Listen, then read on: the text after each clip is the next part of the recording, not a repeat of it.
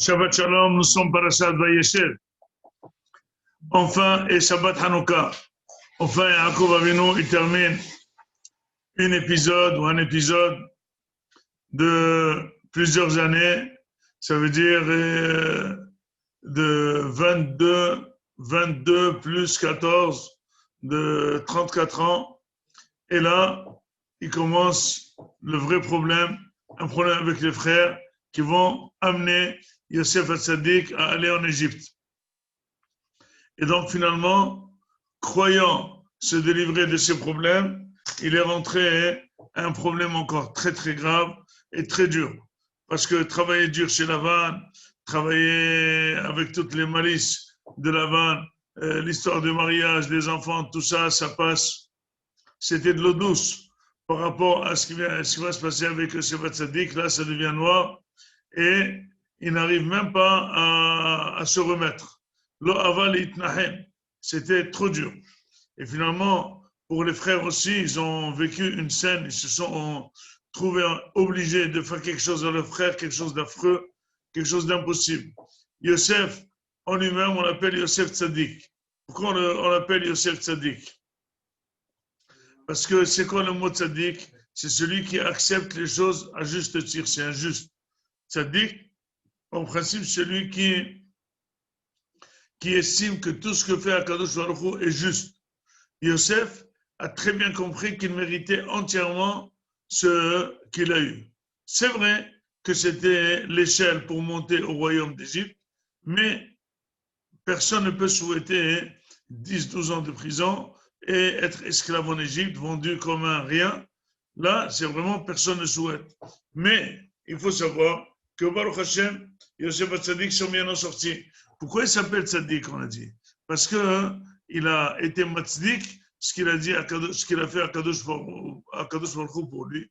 Quelqu'un, il accepte très bien ce qui lui arrive, c'est un Tzadik. Quelqu'un qui dit je mérite, c'est un Tzadik. Et sur ça que Yosef, finalement, il était super intelligent, il était brillant. Il a dû bien se poser des questions. Pourquoi ça m'est arrivé? Pourquoi finalement je n'ai pas fauté et je me suis fait attraper? Il a très bien compris la relation entre le faux lashon hara qu'il a dit sur ses frères et le faux lashon hara qu'elle a fait Zolicha sur lui, la femme de Potiphar. Il a très bien compris qu'il a été puni et très sévèrement par Akadosh Baruch Hu, 10 ans de prison et 10 ans de servitude, 12 ans de prison, ça veut dire 22 ans il a été puni parce qu'il a mal parlé à ses frères. Mais finalement, il a dit la vérité. Il a dit ce qu'il faisait dans les champs, quelque chose qui n'était pas correct. Il dit c'est vrai, mais il ne faut pas rapporter. Il ne faut pas dire la shonara. Quel était le but, dit le Malbim, de toute cette malédisance de Yosef?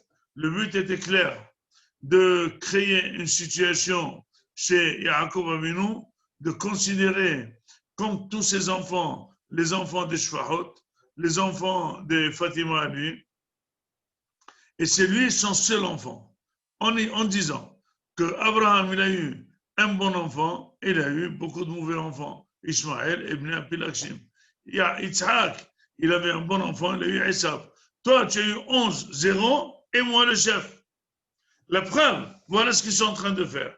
Oh, ça c'est très très grave, parce que prendre tous les Shvatim et les rendre considérés comme Esav, les rendre considérés comme Ishmaël, c'est vraiment très très très grave. C'est d'abord rabaissant, et deuxièmement, il peut y avoir un comportement en conséquence de Yaakov Avinu de déconsidération et d'annulation de ses enfants, et finalement tout ça à cause de Yosef. Akadosh Baruch Hu a causé qu'il va être délaissé, qu'il va être jeté, qu'il va être en prison pendant 10 ans, et il n'a rien fait. Pour lui montrer qu'on peut être en prison, que c'est faux, comme tu voulais faire à tes frères, et c'est faux. Akadosh Baruch Hu, il s'est créé des situations analogiques claires que la personne, elle comprend très bien que ce qu'elle a fait et ce qu'elle a reçu, c'est exact. C'est seulement les aveugles qui ne voient pas. Il ne faut même pas une paire de lunettes. Ça suffit de lire la relation de cause à effet et dire pourquoi je me suis fait attraper en prison sans rien faire. Eh bien, il a payé le coup. Mais Yosef Hatzadik, sachant que cette punition venant d'Akadosh Baruch Hu, il n'en voulait pas à ses frères. D'abord, il est resté très solide avec Akadosh Baruch Hu, très beauté à Hashem, très rassuré pour Akadosh Baruch Hu, qui va finir le chèque de la punition et il va avoir le chèque des Halomot. Le chèque des Halomot, c'est qu'il vit, qu'il va être roi. Et il ne sait pas comment on peut devenir roi d'esclaves ou comment on peut devenir roi de cette prison de choses, il ne sait pas. Mais il va devenir roi. N'oubliez pas, et je rappelle, que par an, il a fait 2 rêves. Et finalement, il n'a pas trouvé de Hacham pour lui expliquer les 2 rêves. Chaque Hacham, celui qui sait expliquer les rêves, il a expliqué les 2 rêves dans 2 sens. 2 choses. Le seul qui a expliqué que les 2 rêves, c'est un seul rêve, c'est Yosef Hatzadik. Ça a plu à Paro, ça l'a calmé. Alors Paro lui a dit, mais si c'est le même rêve, pourquoi je l'ai vu 2 fois? Il a dit, parce que quand un rêve, il arrive 2 fois, c'est que Akadosh Baruch Hu, il est même à Soto, il va le faire très vite. Alors, finalement, Paro lui a dit, mais comment tu sais ça? Il devait lui dire, c'est moi-même. Moi aussi, j'ai rêvé, ça fait 22 ans, 2 rêves qui sont les mêmes, qui veulent dire que je vais devenir roi. Et donc, finalement, c'est de là-bas que je le sais. Il dit, mais d'accord, mais toi, tu as attendu 22 ans. Et là, tu es devenu roi toi-même en un jour. Et comment ça se fait que tu expliques c'est tout de suite? Comment tu as vécu ton tout de suite pour expliquer le tout de suite à Paro? Eh bien, tout simplement, il lui a dit, moi, ça arrivé tout de suite, mon royaume. Mais seulement, il y avait une petite parenthèse. Je devais souffrir pour payer ma punition pendant 22 ans. Ben, je l'ai fait. Je l'ai fait. Mais finalement, c'est arrivé tout de suite. Donc, toi aussi, toi, tu n'as pas de punition. Tu es arrivé 2 fois, il faut tout de suite commencer à faire des économies pour les années de Sava, pour préparer les années de Ra. Ça, c'est le bitachon d'Akadosh Baruch Hu. Moreg Rabotai.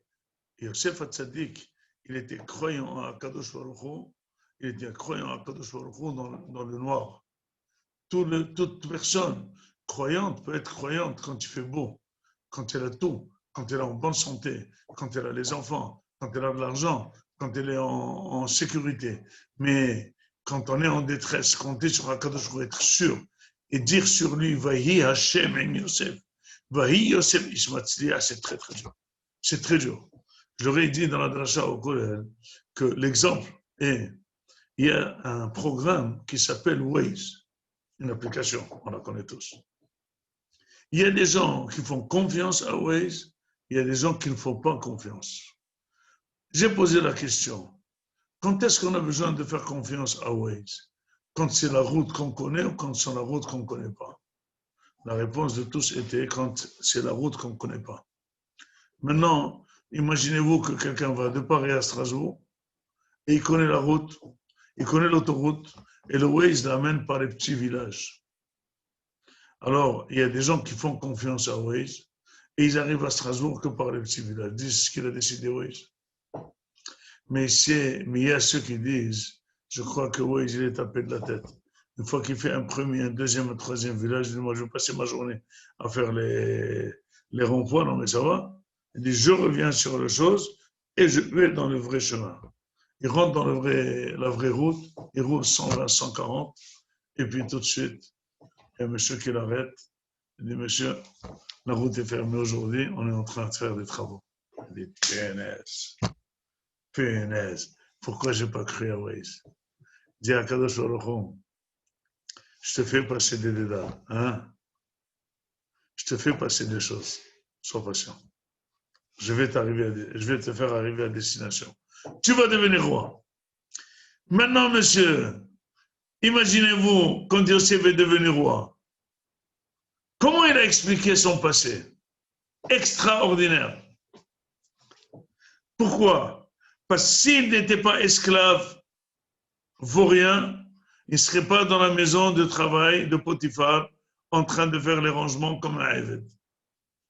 Puisqu'il était dans la maison d'un ministre, il a eu affaire à la femme du ministre, il a été emprisonné dans une prison de ministre. Puisqu'il a été emprisonné dans une maison de ministre, il a rencontré un ministre. Et ce ministre l'a rappelé à Paro le jour où il avait besoin, de ça, il a été nommé roi. Il n'a pas compris que Akadosh Baruch Hu, Illat, Ta'illot, Vesibat, Asibot, qui fait tous les enfilements. Finalement, de quoi il est fier, Yosef? Pas qu'il est roi. Il est fier qu'il n'a pas pleuré quand il était en prison. Qu'il n'a pas pris des antidépresseurs quand il était en prison. Qu'il a dit Toda Abraham, Kadosh Baruch Hu, que je suis Matzliah. Je suis en prison quelqu'un de Mutzlah, quelqu'un qui réussit. Je suis un homme réussi. Qu'est-ce que tu as réussi? Qu'est-ce que tu as réussi? Qu'est-ce que tu es en train de faire? Tu es devenu important dans une prison. Ça, c'est ça la réussite. Mais tout ce que veut Akadosh Baruch Hu, c'est pour moi une réussite. Finalement, il a fabriqué sa réussite en prison. C'est là-bas qu'il a été nommé. Si on demande aujourd'hui à Sarkozy de faire 20 ans de prison et devenir indéfiniment 80 ans roi en Égypte, il le fera. N'importe qui en lui demandant, il le fera.